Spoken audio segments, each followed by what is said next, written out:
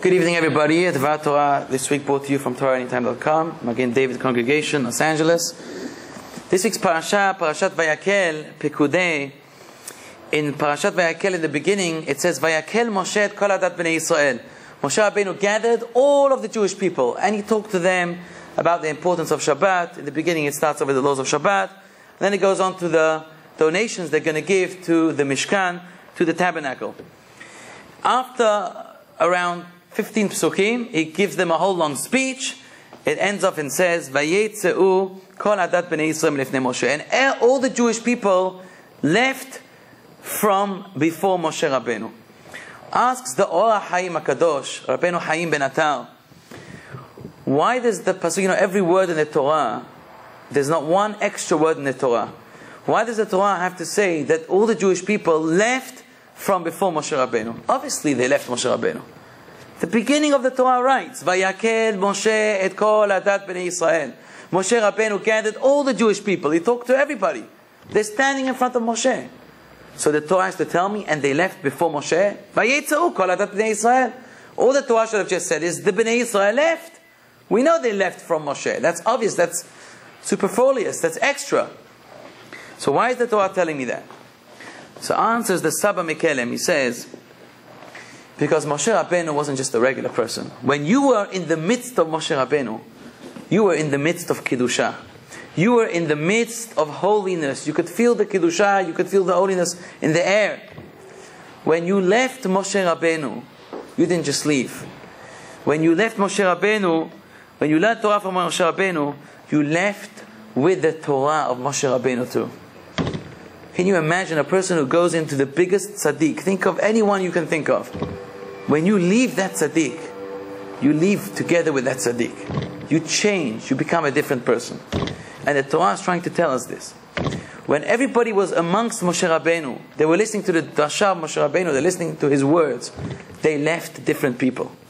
So the Torah says, they got Moshe Rabbeinu, gathered them, but Vayetzeu melifnei Moshe. They left from before Moshe too.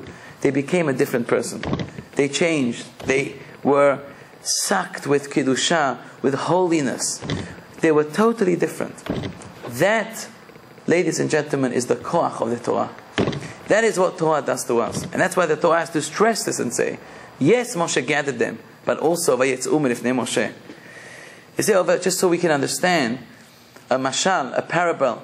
You can imagine people sitting together eating in a restaurant, whatever, they're sitting together, they're in a party table together, 20 people sitting around the table, and they're eating and they're enjoying themselves, and everybody looks the same. Everybody looks equal. At the end of the meal, everybody gets up, but one person is still sitting down on the table, and they can't understand. Why is he not getting up from the table? So they look back, they look under the table, and bar minan, they see he couldn't get up from the table. His legs, he doesn't have any legs. His legs are gone. His legs are cut off. At the time when everybody's sitting on the table, everybody looks the same. They all look equal. Only the question is, when you leave the dinner table, you realize not everybody is equal. People can be in the Beit HaMidrash. People can learn Torah. And at the time when they're learning Torah, it all looks the same. Everybody looks equal. But the question is, what happens when you leave the Beit HaMidrash? What happens when you leave the Beit HaKnesset? When you leave the synagogue? Some people leave the synagogue and leave their legs too. They don't have Torah with them anymore. They don't have Derech Eretz with them anymore. In the Beit HaMidrash, in the Beit Knesset, they're the nicest people. They're learning Torah like they're learning from Har Sinai. Nicest of all people. The question is, and the test is, when you leave the Beit Knesset, when we leave the Beit HaMidrash, we have to take the Torah that we learn in the Beit HaMidrash, in the Beit Knesset, with us. That's where the test starts. The Pasuk says in Tehillim, Shitulim bevet Hashem, bechatzot Elokeinu yafrichu. What does it mean, Shitulim? We are planted inside the house of Hashem. We can have many people coming to hear a Shi'ur Torah. And everybody's equal, everybody's the same. Shetulim bevet Hashem. We're there in the house of Hashem. We're learning Torah. We're enjoying Torah. We're enjoying the words of Torah. Bechatzot Elokeinu yafrichu. What does it mean, Bechatzot Elokeinu yafrichu? Some people, after they leave the Shi'ur Torah, unfortunately, what do? They run out. They run out like different, as if they never heard everything they just learned, they forgot about it. They're already acting wild, and they forgot all the derech eretz, not in their homes. Forget about their homes, much before, in the courtyard of the Bet HaKnesset.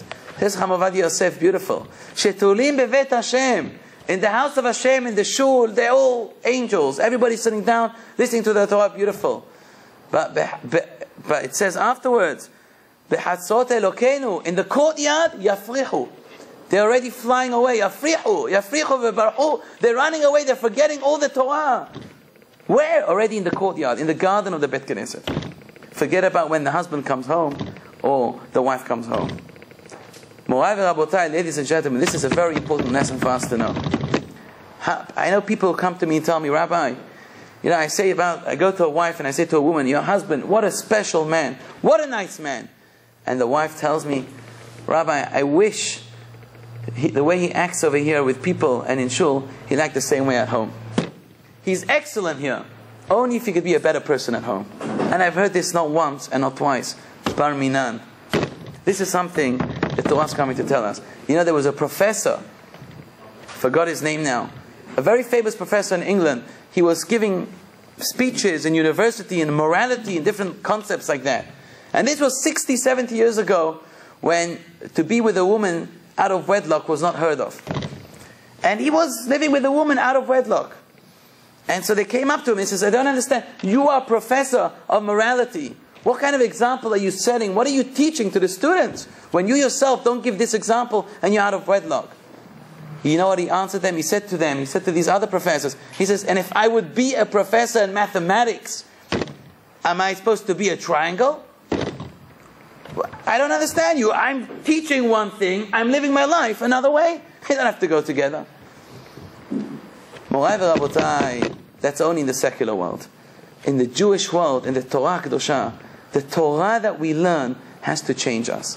Has to change us for the better. And this is what the Torah is stressing over here. In the beginning of the parasha, Vayakhel Moshe gathered all the Jewish people.